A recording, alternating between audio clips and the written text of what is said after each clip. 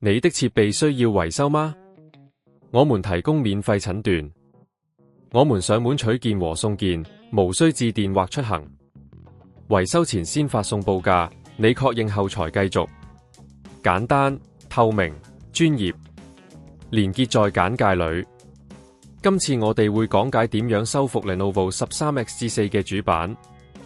首先，確保你擁有適合嘅工具，例如螺絲刀、焊接工具同埋萬用表。開始之前，建議你先做個免費診斷，了解問題所在。第一步，將筆記本電腦關閉，並斷開所有電源連接。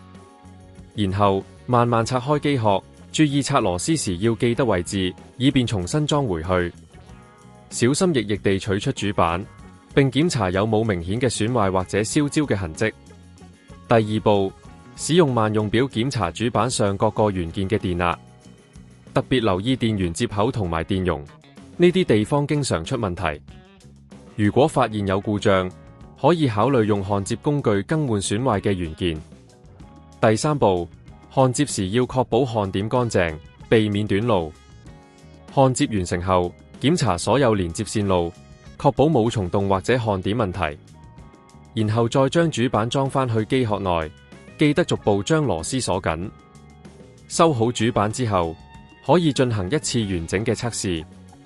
重新連接電源，開機檢查系統運行是否正常。如果依然出現問題，建議你聯絡專業維修服務，提供上門取件送件服務，令你修理過程更加方便。最後，維修前報價可以幫助你清楚知道預算，無需擔心額外開支。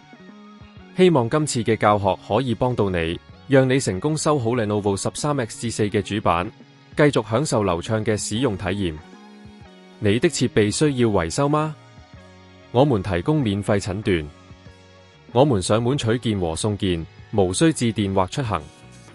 維修前先發送報價，你確認後才繼續。簡單、透明、專業，連結在簡介裏。